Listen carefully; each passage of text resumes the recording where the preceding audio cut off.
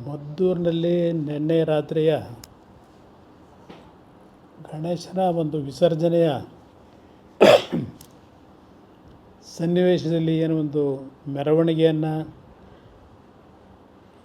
ಹಿಂದೂ ಸಮಾಜದವರು ತೆಗೆದುಕೊಂಡು ಹೋಗ್ತಕ್ಕಂಥ ಸಂದರ್ಭದಲ್ಲಿ ಕಿಡಿಗೇಡಿಗಳು ಒಂದು 2-3 ಜನ ಕಲ್ಲು ತೂರಿದ್ದಾರೆ ಅಂತಕ್ಕಂಥ ಒಂದು ಮಾಹಿತಿ ಇದೆ.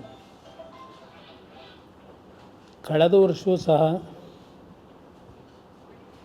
ಮಂಡ್ಯ ಜಿಲ್ಲೆಯಲ್ಲಿ ನಾಗಮಂಗಲದಲ್ಲಿ ಕಲ್ಲು ತೂರಿನ ಪ್ರಕರಣ ನಮಗೆ ನಿಮಗೆಲ್ಲರಿಗೂ ನೆನಪಿನಲ್ಲಿರ್ತಕ್ಕಂಥದ್ದು.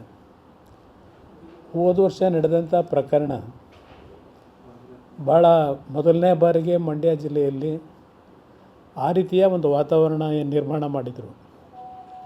ಅದು ಪುನರಾವರ್ತನೆ ಆಗಿರ್ತಕ್ಕಂಥದ್ದು. ನಾನು ಜಿಲ್ಲೆಯ ಜನತೆಗೆ ಮತ್ತು ಮದ್ದೂರಿನಲ್ಲಿ ವಿಶೇಷವಾಗಿ ಈ ಒಂದು ಪ್ರಕರಣವನ್ನು ದೊಡ್ಡ ಮಟ್ಟದಲ್ಲಿ ಹಿಂಸೆಗೆ ಒಳಗಾಗ್ತಕ್ಕಂಥ ರೀತಿಯಲ್ಲಿ ತೆಗೆದುಕೊಂಡು ಹೋಗ್ತಕ್ಕಂಥದ್ದಕ್ಕೆ ಅವಕಾಶ ಕೊಡಬೇಡಿ. ಬೆಂಕಿಯನ್ನು ಹಚ್ಚತಕ್ಕಂಥ ಕೆಲಸ ನಡೀತಾ ಇದೆ. ಅದಷ್ಟೇ ಅಲ್ಲ, ಮಂಡ್ಯ ಜಿಲ್ಲೆಯಲ್ಲಿ ಎಂದೂ ಸಹ ಈ ರೀತಿಯ ಪ್ರಕರಣಗಳು ಆಗ್ತಾ ಇರಲಿಲ್ಲ. ಶಾಂತಿಯ ಜೀವನವನ್ನು ಮಂಡ್ಯ ಜಿಲ್ಲೆಯ ಜನ ನಿರ್ವಹಣೆ ಮಾಡ್ತಾರೆ. ಇಂಥ ಒಂದು ಪ್ರಕರಣಗಳು ಭಾಳ ಗಂಭೀರವಾದಂಥ ಪರಿಸ್ಥಿತಿಗಳಿಗೆ ತೆಗೆದುಕೊಂಡು ಹೋಗ್ತಕ್ಕಂಥದ್ದು ದಯವಿಟ್ಟು ನಾನು ನಿಮ್ಮೆಲ್ಲರಲ್ಲಿ ಮನವಿ ಮಾಡ್ತೇನೆ, ಇದಕ್ಕೆ ಅವಕಾಶ ಕೊಡಬೇಡಿ. ಇವತ್ತು ಇಂಥ ಒಂದು ಘಟನೆ ಇಷ್ಟು ದೊಡ್ಡ ಮಟ್ಟದಲ್ಲಿ ನಮ್ಮ ಒಂದು ಜಿಲ್ಲೆಯಲ್ಲಿ ನಡೀತಾ ಇರತಕ್ಕಂಥದ್ದಕ್ಕೆ ಮೂಲ ಕಾರಣ ನಮ್ಮ ಜಿಲ್ಲೆ ಅಷ್ಟೇ ಅಲ್ಲ, ಇಡೀ ರಾಜ್ಯದಲ್ಲಿ ಕಾಂಗ್ರೆಸ್ನ ಆಡಳಿತದ ನಡವಳಿಕೆಗಳೇನಿದ್ದಾವೆ. ಇವತ್ತು ಕಾಂಗ್ರೆಸ್ನ ಆಡಳಿತದಲ್ಲಿ ಹಿಂದೂ ಸಮಾಜವನ್ನು ಒಂದು ಅಸಮಾಧಾನಕ್ಕೆ ಒಳಗಾಗ್ತಕ್ಕಂಥ ಒಂದು ವಾತಾವರಣ ಇವತ್ತು ನಿರ್ಮಾಣ ಮಾಡ್ತಾ ಇರತಕ್ಕಂಥದ್ದು ಕಾಂಗ್ರೆಸ್ ಪಕ್ಷ. ಅದು ಪ್ರತಿನಿತ್ಯ ನಾವು ನೋಡ್ತಕ್ಕಂಥದ್ದೇನಿದೆ.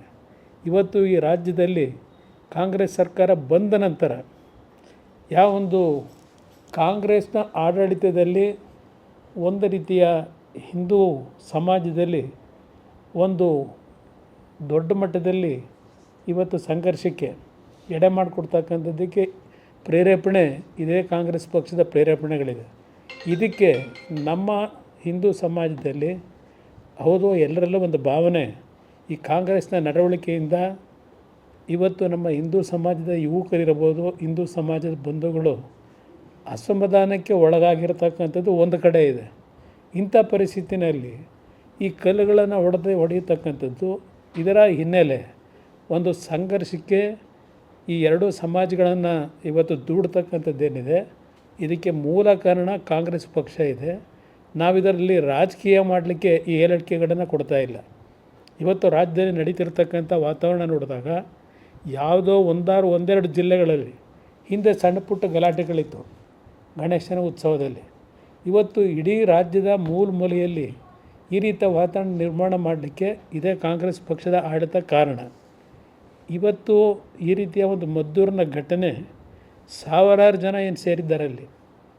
ಕಾಂಗ್ರೆಸ್ನ ಪತನಕ್ಕೆ ದಾರಿ ಯಾವ ರೀತಿ ಮೂಡ್ತಾ ಇದೆ ಅಂತಕ್ಕಂಥದ್ದು ಈ ಘಟನೆಯಿಂದ ಆ ಮದ್ದೂರಿನ ಜನತೆ, ಇಡೀ ರಾಜ್ಯದ ಜನತೆಗೆ ಇವತ್ತು ಏನೋ ಒಂದು ಸಂಘರ್ಷಕ್ಕೆ ಒಳಗಾಗಿರ್ತಕ್ಕಂಥದ್ದೇನಿದೆ, ಇವತ್ತು ಅವರ ಪ್ರತಿಭಟನೆ ಏನಿದೆ, ಇದೆಲ್ಲವನ್ನು ನೋಡಿದಾಗ ಕಾಂಗ್ರೆಸ್ ಪಕ್ಷದ ಅವನತಿ ಪ್ರಾರಂಭ ಆಗ್ತಿದೆ ಅಂತಕ್ಕಂಥದ್ದನ್ನು ಕಾಂಗ್ರೆಸ್ನ ನಾಯಕರು ಅರ್ಥ ಮಾಡ್ಕೊಳ್ಳದೇ ಇದ್ದರೆ ಅವರ ಪಕ್ಷದ ಮುಂದಿನ ದಿನಗಳ ಒಂದು ಘಟನೆ ಒಂದು ಸೂಸೈಡಲ್ ಆಗ್ತಕ್ಕಂಥದ್ದು, ಅವರ ಈ ಒಂದು ತಪ್ಪುಗಳಿಂದ ಅಂತಕ್ಕಂಥದ್ದನ್ನು ಪತನಕ್ಕೆ ಕಾರಣ ಆಗ್ತಕ್ಕಂಥದ್ದನ್ನು ಅರ್ಥ ಮಾಡ್ಕೊಂಡು ಮುಂದುವರೆದ್ರೆ ಮುಂದಕ್ಕೆ ಸ್ವಲ್ಪ ಉಳ್ಕೋತಾರೆ. ಇಲ್ಲದೇ ಇದ್ದರೆ ಈ ನಾಡಿನ ಜನ ಅವ್ರನ್ನ ಸಂಪೂರ್ಣವಾಗಿ ಪತನದತ್ತ ತೆಗೆದುಕೊಂಡು ಹೋಗ್ತಾರೆ ಅಂತಕ್ಕಂಥದ್ದು ನನ್ನ ಅಭಿಪ್ರಾಯ. ಹೀಗೆ DC ಅವರಿಗೆ ಇಬ್ಬರಿಗೂ ಬೆಳಗ್ಗೆ ಮಾತನಾಡಿದ್ದೇನೆ.